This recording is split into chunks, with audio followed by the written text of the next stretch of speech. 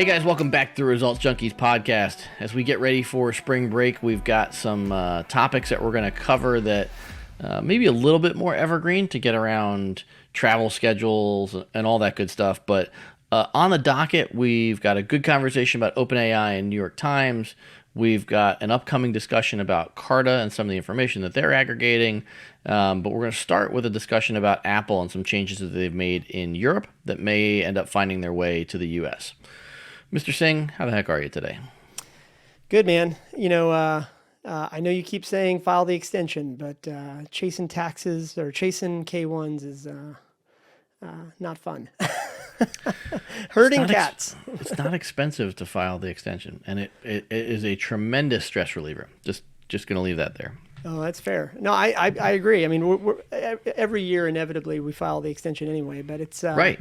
You know how it goes, right? But you go into it with some level of optimism, and it's like just adopt the realism approach. What do you normally say when we're on the tour? You used to say, pessimists and realists are right more often, but the optimists make the most money. Yep. That's absolutely the opposite during tax season. That's so true.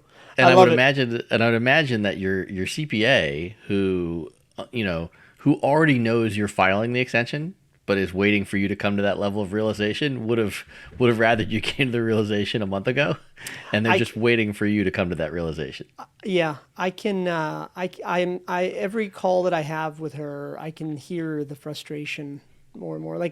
She knows I'm inevitably going to come around to just file the extension. We'll deal with this in a month or two. But if you file the extension today, she might buy you something nice, like a box of chocolates might show up on your doorstep or something like that. But if you wait till the end, I mean, there's going to be a little Paul Singh doll in her office with needles stuck in it. It's already there. I actually think somebody's selling the voodoo dolls to a lot of people right now because I feel like I'm getting squeezed on all sides.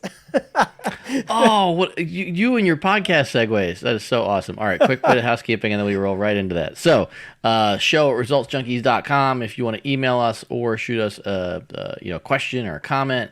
And social media, he is at Paul Singh on all those social media channels. I am at Pizza in Motion. And you have still not delivered beacons. No. No. Is this the week, Paul? Is this the week? I've been using it for a week. Great, which does nothing for Matt Paulson. Yeah, no. I told Dana that I would just publish it this week and deal with the embarrassment of what they, letting people see the bugs in public. So anyway, yeah, no, it is not delivered yet, and I deserve every bit of jabs you want to give me. I do. I want to give you lots of jabs, but so I know that you said that Dana thought that you should push it this week. Are you going to push it this week? I mean, it's Thursday. Yeah, I'll push it this week. There was a couple. So aside from the bugs and stuff like that, I was telling you in the pre-show, I want to talk to an attorney real quick about some stuff that I'm testing. But for the version that I'll deploy this week, that stuff will be hidden. So yeah. Anyway, so actually, I've said this before, but we'll say it again.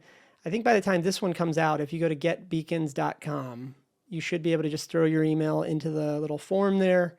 And then at 8 a.m. every morning, it'll send you an email with trending topics. You can kind of click through and find all the bugs and, make fun of me. We're definitely going to do that.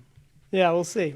But I think, one of the things that's interesting about this is that, at least to me, is that, the further you go down this like sort of rabbit hole of tinkering and stuff like that, the more you sort of notice just how much information is buried in content. Yeah, I eagerly anticipate it. All right, so let's talk about this. Let's talk about this update in Europe as far as Apple is concerned. And I think there's two bits here that are of interest. But first, the highlights.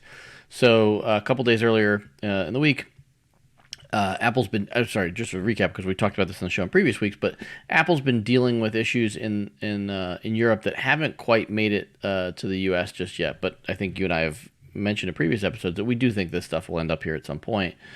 But essentially, they're being accused in Europe of having too high of a wall around their gated community. And so they made some concessions, including allowing additional app stores to exist on the device, on iPhones. And the latest concession is that they're now going to allow developers to distribute their apps directly to consumers. There isn't a whole lot of detail about how this is going to happen, and I think we should definitely talk about the mechanism of that. But then the other piece about this is that they're implementing a 50 euro cent fee per user per year to what appears to be to the developer at this point. More to come on that as we get more detail. Let's start with the development, no pun intended, of allowing developers to download these apps directly by the consumer. And I think the challenging part here, I mean, you and I are old enough to remember the days when software came in boxes from places like Circuit City, and then you would download them, but we didn't have phones back then. And at the point at which we transitioned from software boxes and phones existed, if you wanted that software on your phone, you typically would load it onto your computer, and then you'd plug your phone into your computer, and that was how the software got there. I do think one of the big challenges for companies is going to be there's this whole world of OTA or over-the-air capabilities, but developers now have to figure out how to get around the App Store and how to get that piece of software onto your phone, and how to do the software updates in the future without using Apple's network. I can't remember the last time the last time that Apple walked away from a fight. I'm not sure they're walking away from the fight, but go on. Well, it seems like this is obviously a strategic sort of thing. They know what they're doing, obviously, but given how much cash they have on the balance sheet and things like that, for them to, quote unquote, concede here a little bit, they're not dumb. They're doing something here. But I suppose back to your question though, I think this, just from looking from afar, this just sort of feels like, Apple saying, hey, we hate that there's change happening and we really love making a lot of money. And don't get me wrong, I'm a capitalist, right? But like this feels like they're just digging their heels in and saying, no, because we make too much money. This is just weird to see happening, because at some point there's going to be another phone or another thing that's going to disrupt Apple. We obviously haven't seen it in the last 10 or 20 years, but right. But if we time traveled back 70 years when everybody's listening to the radio and I told you that there would be a box where you could look at pictures that move in your living room, people would be like, no way, that's crazy, So I don't know, like just looking at this from afar, it's just kind of like, what in the world is happening here? These per user fees, like if we want to start getting into like the actual economics of it now, like it just gets weirder and weirder. And frankly, I'll just preface this by saying that based on what you're going to share with everybody here in a minute, like this makes it less and less interesting to build on that platform. Like if I was in the EU based on these new, I guess, guidelines or whatever, unless I have a pressing need to be on the device, there's no point. I think when I think about everything that goes into an app, I think we take a lot of things for granted. And I'm not saying that Apple has a ton of, day-to-day expense today on this. I don't actually know. It's a good question. No question that the next incremental user or the next incremental app is less expensive than the first one, for sure. But I mean, if you think about it from a software developer standpoint, remember back in the day where you had a piece of software that you bought and you would get software patches that you had to download for it? Again, you were using your computer's operating system to do that. To your point about a box with pictures moving on it was anathema to people that listen to radio. It's anathema to me to think of plugging my iPhone in to get software updates, which you and I haven't done in a very long time. If you remember way back in the day with iPhones, you used to plug it into your, you would get the update through your update through your laptop, and then that update would go to the phone. Now you can go to the App Store and you can update that app from the App Store. Right.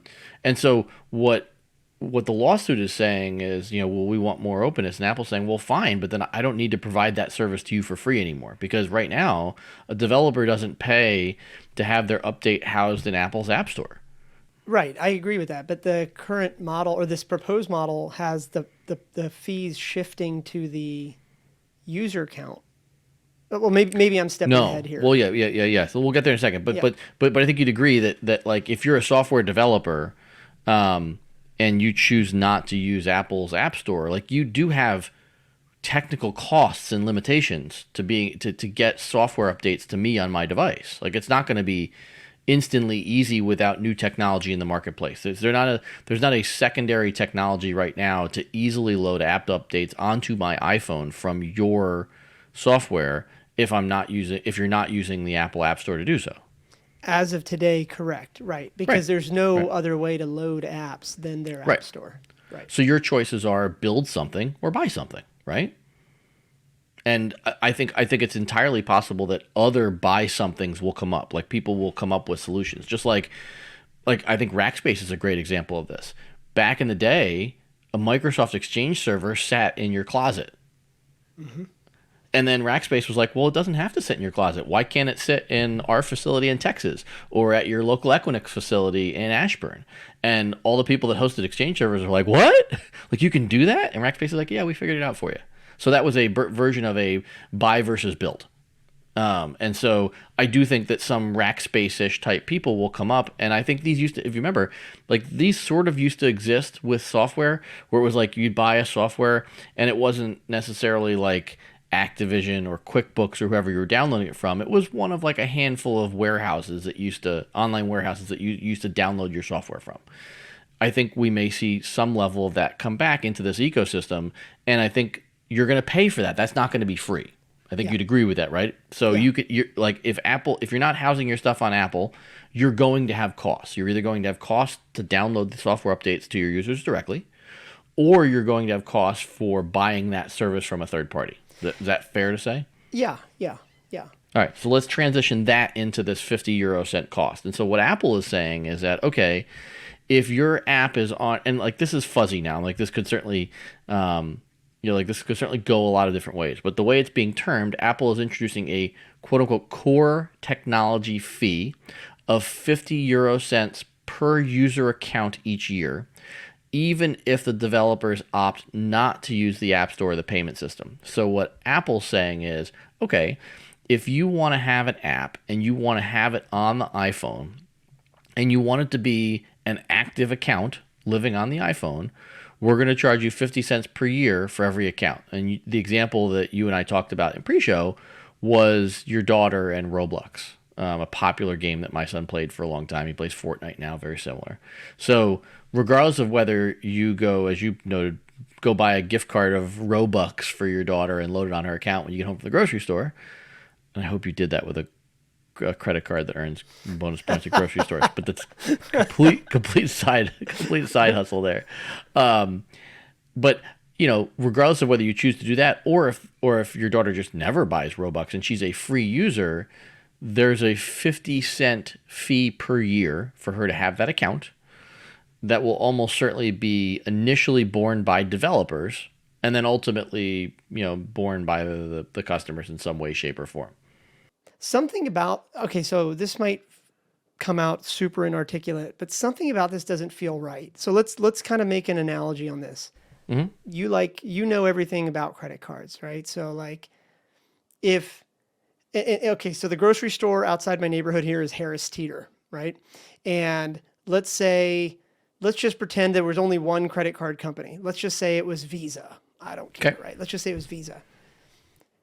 How would we feel if Visa said to Harris Teeter, hey, look, you have Paul and all of his neighbors going in and out of that Harris Teeter, and we really don't like the fact that half those guys pay with cash. So unless you give us a higher fee on the credit card, we're going to charge you based on the amount of foot traffic that goes through your store. Oh, by the way, I don't care if they buy anything or not. If a roving group of teenagers walks into Harris Teeter, my door counter is going to ding anyway, and I'm going to charge you 50 cents per year just because they breathe the air inside your building. I don't think that's an appropriate analogy, though, because in the customer who pays cash, Harris Teeter never tells the Visa network about them and never gets anything from the Visa network for that customer. They handle that transaction on a cash register that they've paid for in their store, and they have a cost to collect that cash and count that cash and get it to the bank and all the other things. None of those involve Visa.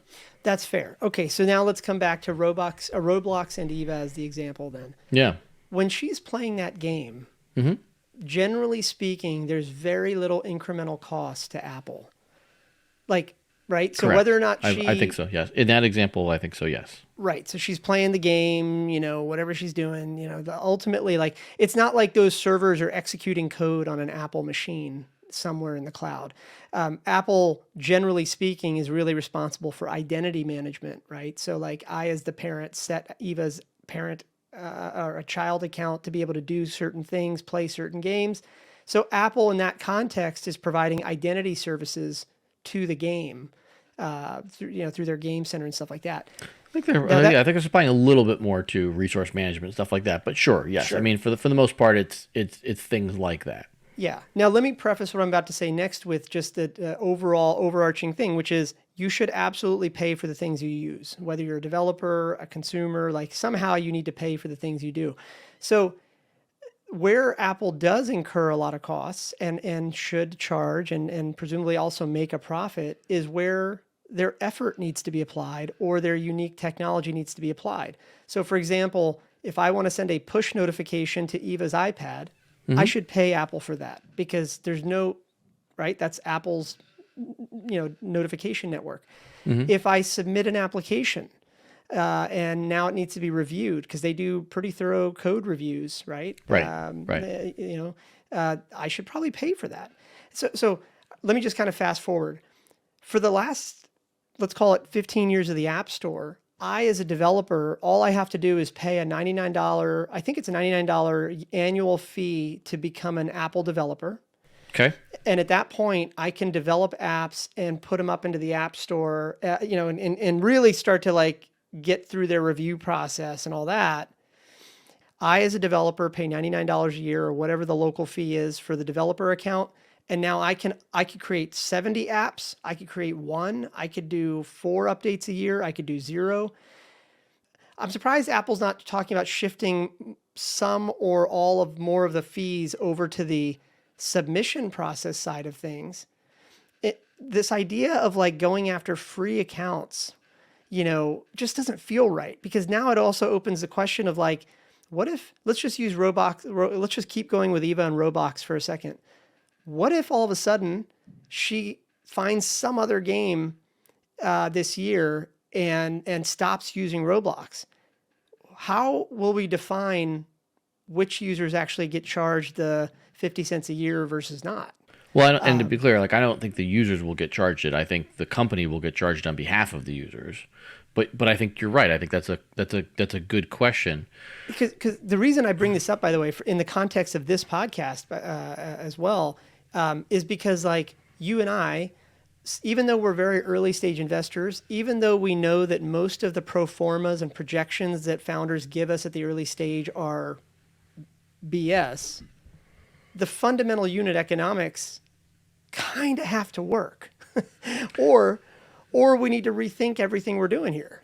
So like, for example, freemium goes out the window in the EU if this is what we're talking about. Maybe. If Apple's services department went away tomorrow, you as an app developer would have costs associated with identity management and resource management and update processing. Really get some costs. So you and I flew to South Dakota recently. On our flight from Dulles to Chicago, we flew on a narrow body. I think we were on like I think we're on a 737. So the 737 well. You've sat in coach on that plane. You've sat in first class on that plane, right? Mm-hmm. How much better is first class than coach on that plane in terms of the amount of space that you get? In terms of space? Yeah, maybe 30% better. Okay, and you get a meal. So, I mean, what's that worth? Wow, hang on. First of all, how do we define meal? Yeah, right. Yeah, fair. As Russell, my business partner, talks about the dog food that's served on board. Yes. Yeah. Oh yeah, well the quality definitely went down when the legendary ice cream cart It's stopped true. rolling, but that's a It's different true.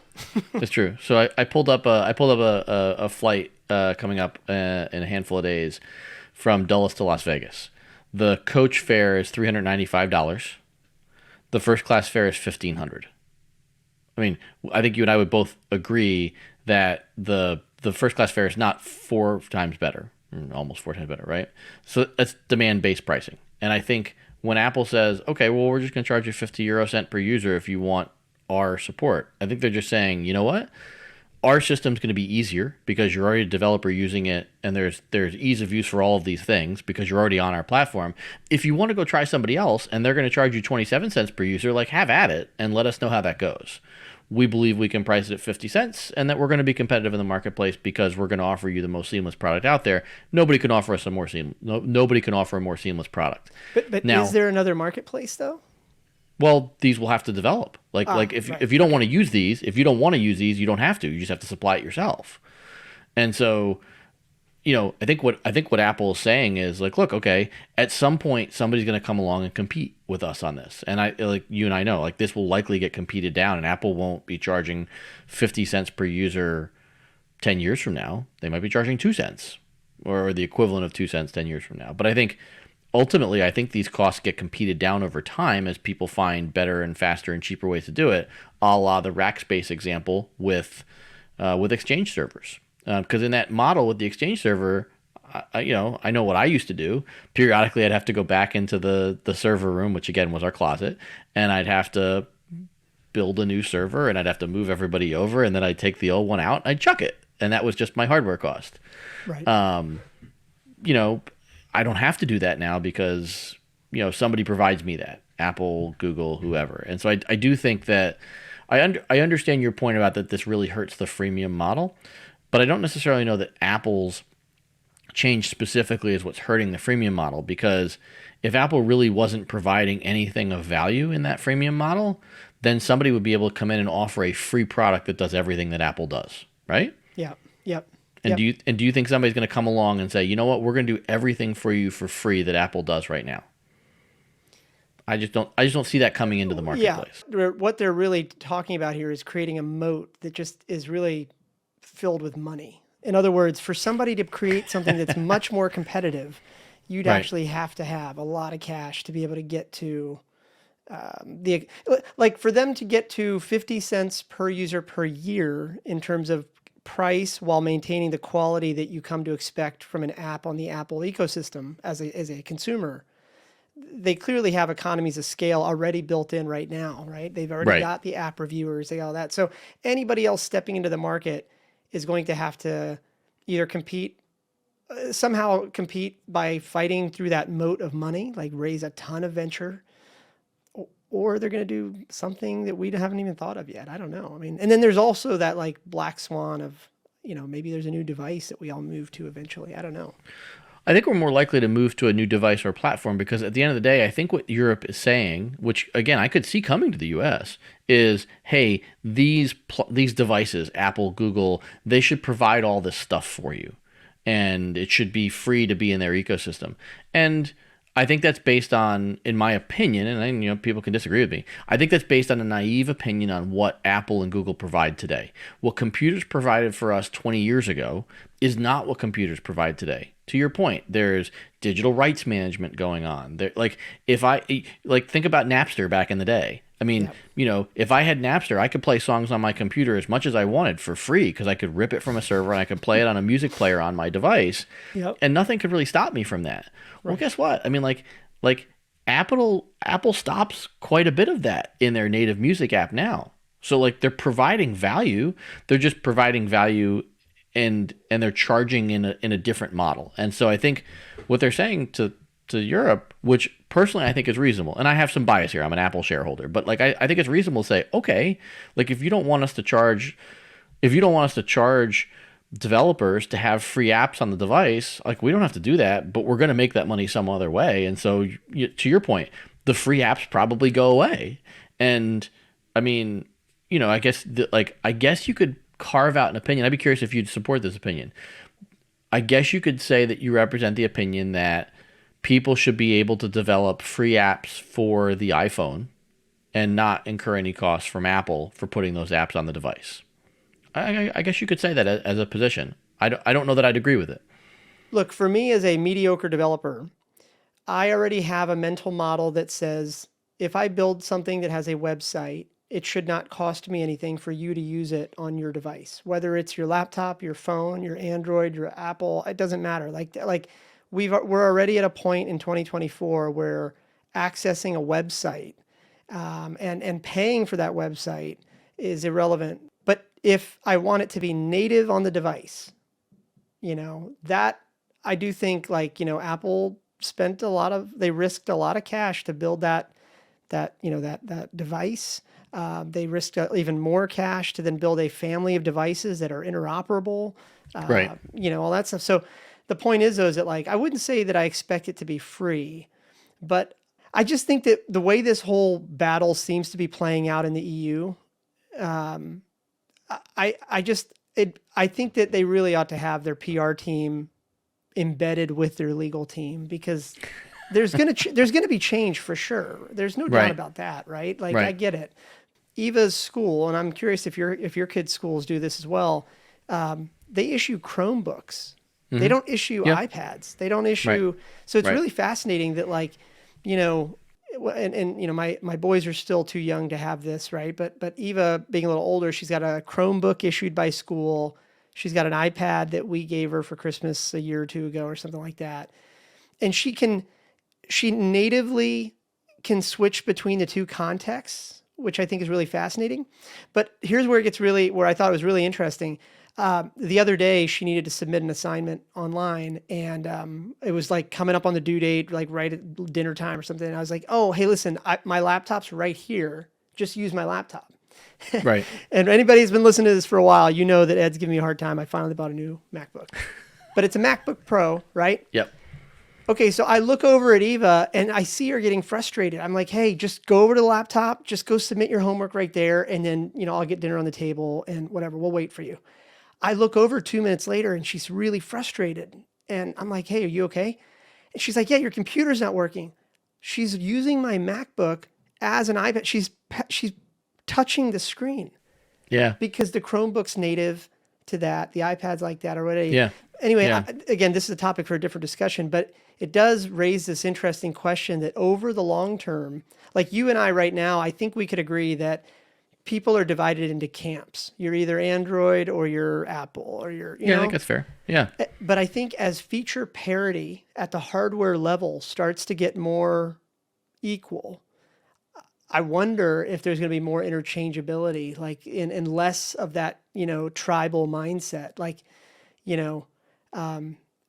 In a slightly different vein, I think you might have seen that Apple's also now adopted the new standard for SMS, where they're going to get rid of that green bubble and the blue bubble.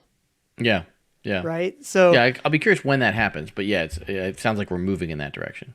yeah, so this battle of app stores and stuff, it's going to get fleshed out over our lifetime, and well, not our lifetime, but I think over the next 2 to 3 years, it's going to get fleshed out. It'll whatever happens in the EU will likely find its way here, or a version of it will find its way here. But somewhere in that process, though, I wonder if this next generation, as they grow, I wonder if they're not going to be as married to the brand anymore, because I remember one of the reasons why Apple was so cool at the beginning was that the screens were better, the cameras were better, or whatever. But objectively, I don't know that they are anymore. I'll say two things though, and I do have bias here because I'm an Apple guy. First off, looping back on in your website example where you talked about an app that lives on a website and that not costing anything on a computer. I think you're absolutely right there in that. To have beacons or any app run well on a website, you have back-end processes that you need to manage and a bunch of stuff there. And so the device is providing very little. They're providing a portal into all of your code. Whereas, like you said, running it natively on the device is just different. It's a very different process. So we're further along in this than your kids are. Daughter getting ready to graduate high school, son in middle school, and they've had Chromebooks for at least 7 or 8 years. And it was very frustrating for me in the beginning because the Chromebooks are not very good Chromebooks. They're cheap and they have lots of issues with them. They're not very durable, and there are plenty of things that don't work well on the Chromebooks. Programs that are out there that the kids use on the Chromebooks. And about 4 years ago, we got our kids refurbished Apple laptops for Christmas as Christmas gifts, and it wasn't on their list. Because they've always just been Chromebook kids. And I just essentially got sick of being the IT guy. And I gave them both the laptops. And all I did was, when they would come to me with a problem with their Chromebook, because I'm the IT guy in the house, when they would come to me with a problem with the Chromebook, I'd be like, okay, look, can you just try and do this on the Mac? And if you're not successful, I'll be working on your Chromebook in the interim, and I'll try and get it working for you. Mm-hmm. I didn't force behavior. I just said, look, while I'm trying to fix your Chromebook for the thing that won't work, just go try and do it on the Mac. I got to tell you, 4 years later, and it didn't take 4 years, neither one of our kids uses their Chromebook in the house anymore. They use it for school because it's all the school will allow on the network. Right. When they get home, they do all of their homework on the Mac because it just works better. Yeah. And the apps, as you know, this isn't necessarily a quote unquote problem with Chrome per se, but there's so many different forks for Chrome, and you're writing so many different versions of apps that they have things that just, hey Dad, this button's supposed to work on Chrome, and I'm like going down a rabbit hole on what version they're on and whatever, and like, oh, okay, find this, like plug this patch in here. I don't have to do that on the Apple. Now, people argue I can't customize things on the Apple. I'm like, you're right, but they just work. And that's so, fair. Yeah. that Apple's not better. It's just different. And what my kids have found was, you know what? Yeah, maybe there is some functionality I could have on my Chromebook, and I do have to use it for school. But when I go home from school, you're like, you know what I just want? I just want to be able to open my machine and press buttons and have it do things. And so they just use that. So to your point, I think that line will continue to blend over time. And I think, they'd love it if they had a touchscreen on their laptops, but they make the choice that they need to make. If they, if they have something that's very school specific, it needs to get submitted, then they're doing that on their Chromebook. Outside of that, they're doing it on their MacBook Air.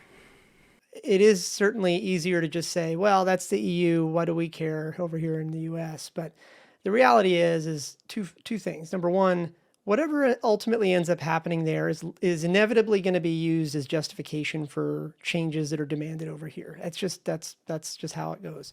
And then the second part of this is that whatever happens ultimately will reflect itself on the pro formas, on the P&Ls, on the, the projections that we all use. It doesn't matter whether you're bootstrapped, venture funded, or whatever. One of the things you said, I think in the pre-show, that I think is like a great way to summarize this is that anytime you change the way somebody makes money, it's not like Apple or anybody else is going to accept making less money. They're just inevitably going to find another way to make more money. Yeah. And, ultimately the decisions that those developers and those businesses make is going to affect all of us. I've never thought about paying for Roblox. I just pay for the Robux. Sure. It's just a different model. And if they came back to you and said it's going to cost you $2 a month instead of, $20 every third grocery trip. Right. That's exactly right. It's not necessarily right or wrong. You're going to make a consumer-based decision. Just like at some point, we made the decision to switch from Blockbuster to Netflix. Yeah. And then ultimately Blockbuster went away. Right. Anyway, it's probably a good place to pin it. So Jeremiah doesn't kill us for talking for 6 hours. I love it, man. One day I want to find out what sort of soundboard Jeremiah has, because he's probably got little buttons with our faces on them and just lots of sounds that we've never even heard. Well, I will say, since he'll listen to this, he did have a pretty remarkable personal achievement, which I won't share on the episode because he might not want me to. But congratulations to him for achieving something he's been trying to achieve for a number of years. Certainly very, very happy for him, and he may or may not disclose that publicly, but he's at a pretty cool inflection point. So congrats, Jeremiah. Proud of you. Well, as your surrogate Indian father, Jeremiah, congratulations on whatever you didn't tell me about. What a great close. All right, man. I will talk to you here soon. Sounds like we're going to talk in a few more hours and record another one of these. It's all I'm going to get all day is just Paul saying right in my face. Yeah, at least you seem happy about it. Stop. Don't say anything. At least I seem happy. Yeah. Perfect place to put a pin in it. All right, man. Talk to you. All right. See ya.